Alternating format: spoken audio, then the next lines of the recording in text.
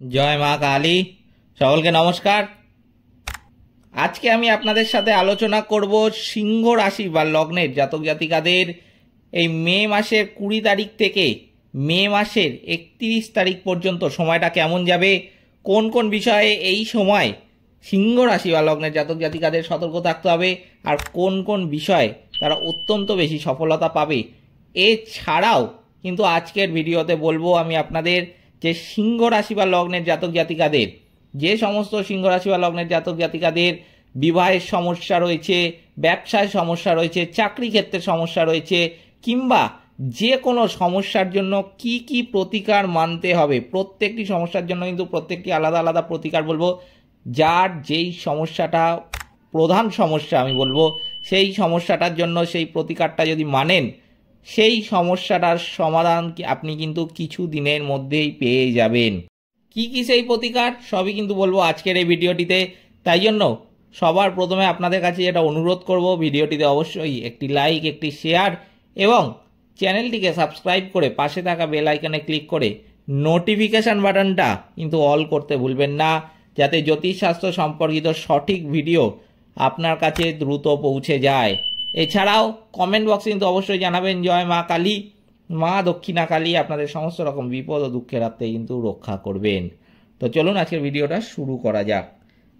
যেটা দেখা যাচ্ছে, সিংহ রাশি বা লগ্নের জাতক জাতিকাদের এই মে মাসের 20 তারিখের পর থেকে বা 20 তারিখ থেকেও বলতে পারেন যে অত্যন্ত ভালো সময় কিন্তু আসতে চলেছে।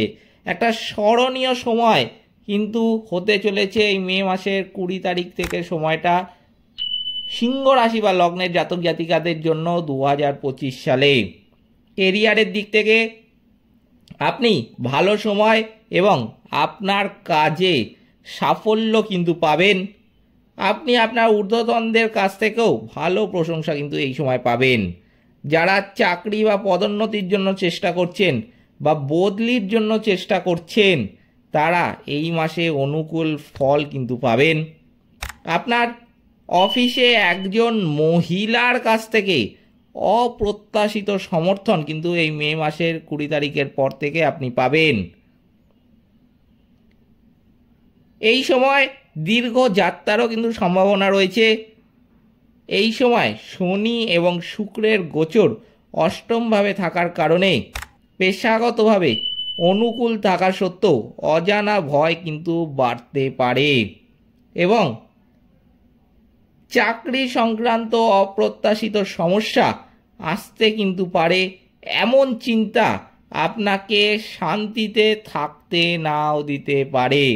তাই জন্য আগের থেকে কিন্তু আপনাদের এই বিষয়ে সতর্ক থাকতে হবে। এই সময় এইসব চিন্তা আসবে আপনাদের মনে, কিন্তু আপনাদের বুঝতে হবে যে এটা কিন্তু কিছু না। আপনাদেরই কিন্তু নিজেদের মনকে বোঝাতে হবে এবং নিজেকে ভালো রাখতে হবে।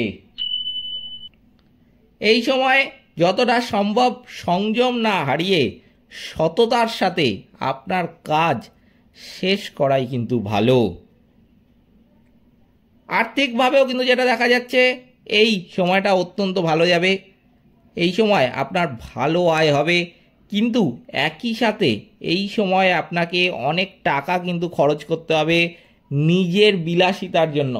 তাই জন্য এই সময় খরচের হাত থেকে বাঁচার একটাই উপায় কিন্তু রয়েছে, যে আপনি যদি নিজে সতর্ক থাকেন, আপনি যদি বিলাসিতার জন্য টাকা খরচ না করেন, আপনার ভালো থাকাও কিন্তু এই সময় আপনারই হাতে, আপনার খারাপ থাকাও কিন্তু আপনারই হাতে।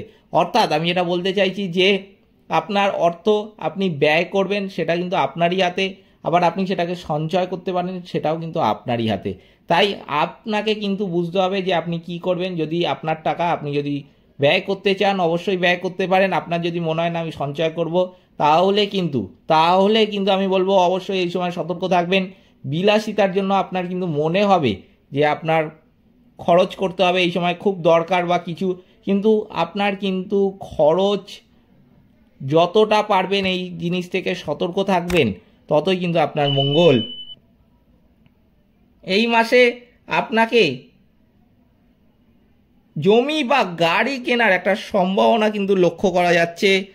তবে মে মাসের 25 তারিখের পর একটা জমি কেনার সম্ভাবনা কিন্তু আপনার রয়েছে। তবে কেনার আগে কিন্তু অবশ্যই কাগজপত্র যাচাই করে নেবেন। যদি পারেন ব্যাংক থেকে লোন নিয়েও কিন্তু জায়গা বা জমিটা কিনতে পারেন, তাহলে ব্যাংক কিন্তু আপনার হয়ে আরও জমিটার কাগজপত্র যেটা আছে সেটা কিন্তু সার্চ করে নেবে, বা জমির কাগজপত্র বারবার তারা যাচাইও করে নেবে। তাই জন্য আপনার কিন্তু ভবিষ্যতে অনেকটাই সুবিধা হবে। এই সময় বিনিয়োগের জন্য কিন্তু সময়টা অত্যন্ত অনুকূল থাকবে। এরপর যেটা দেখা যাচ্ছে যে এই সময় আপনি ত্বকের অ্যালার্জি বা কানের সমস্যায় কিন্তু ভুগতে পারেন। গাড়ি চালানোর সময়, আমি কিন্তু আবারও বলছি, গাড়ি চালানোর সময় আপনাকে কিন্তু এই সময় যথেষ্ট সতর্ক থাকতে হবে। বিশেষ করে মে মাসের 23 তারিখ থেকে মে মাসের 27 তারিখ পর্যন্ত সময়টা গাড়ি চালানোর সময় আবেগপ্রবণ না হওয়াই কিন্তু ভালো। এছাড়াও এই মে মাসের 20 তারিখের পর থেকে আপনার ঘাড়ের ব্যথাও কিন্তু আসতে পারে, তবে কিছুদিনের মধ্যেই তা কিন্তু ভালো হয়ে যাবে। এই সময় আপনি আপনার আত্মীয়দের সাথে দেখা করার এবং পারিবারিক অনুষ্ঠানে যোগ দেওয়ার একটা সুযোগ কিন্তু পাবেন। আপনার জীবনসঙ্গী চাকরি বা তাদের কাজে কিন্তু সাফল্যও পাবে। আপনার সঙ্গী তাদের ক্ষেত্রে সাফল্যও কিন্তু অর্জন করবে।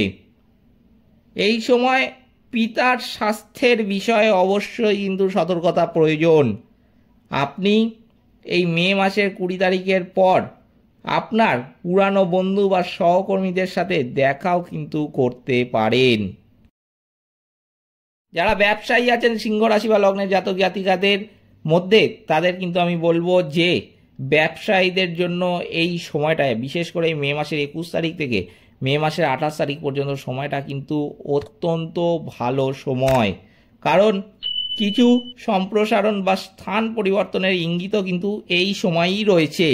এছাড়াও এই সময় কিন্তু ব্যবসায় আপনার লাভ বৃদ্ধি পাবে।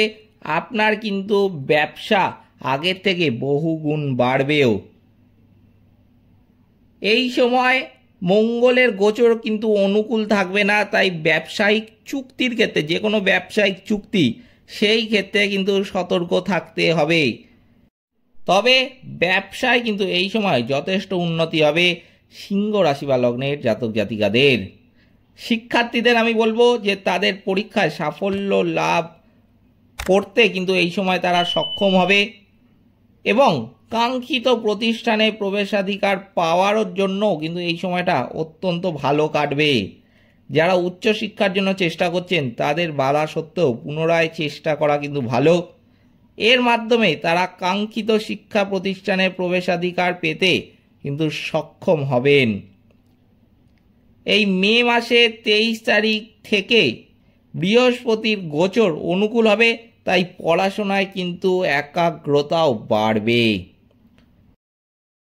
তো চলুন এবার জেনে নেওয়া যাক যে সিংহ রাশি বা লগ্নের জাতক জাতিকাদের কি কি জ্যোতিষশাস্ত্রীয় প্রতিকার মানতে হবে। প্রথমে যেটা বলবো যে শিক্ষার জন্য কি প্রতিকার মানতে হবে। প্রথমে যেটা আমি করতে বলবো, যেটা সবার আগে দরকার এই সিংহ রাশি বা লগ্নের জাতক জাতিকাদের, যে অর্ধেকে তারা মানেন না, সেটা হলো যে উত্তর পূর্ব দিকে পড়তে বসা, মুখ করে পড়তে বসা। মাথায় রাখবেন, যখনই পড়তে বসবেন উত্তর পূর্ব দিকে মুখ রেখে কিন্তু পড়তে বসা উচিত। তাহলে কিন্তু পড়াশোনায় মনোযোগ অত্যন্ত বৃদ্ধি পাবে এবং যেটা পড়ছেন সেটাও কিন্তু বহুদিন মাথায় থাকবে। আপনি যদি আপনার কোনো বিষয়ের উপর মনোযোগ দিতে চান, বিশেষ করে কোনো বিষয় রয়েছে সেটায় মনোযোগ একদমই বসে না, সেই বিষয়ের উপর যদি মনোযোগ দিতে চান তাহলে আরও বেশি করে বাদাম খাওয়ার চেষ্টা করবেন। যখন সেই সাবজেক্টটা পড়বেন বা সেই বিষয়টা পড়বেন তখন কিন্তু বাদাম খাবেন। কটা বাদাম পারলে না খেলেও আমি কিন্তু বলবো যে একটাই বাদাম নিয়ে অন্তত মুখে রেখে দেওয়ার চেষ্টা করবেন। তাহলে কিন্তু আপনার সেই বিষয়টা অত্যন্ত সহজেই জলের মতো কিন্তু মাথায় ঢুকে যাবে। এরপরে আমি বলবো যে স্বাস্থ্যের জন্য কি কি প্রতিকার মানতে হবে।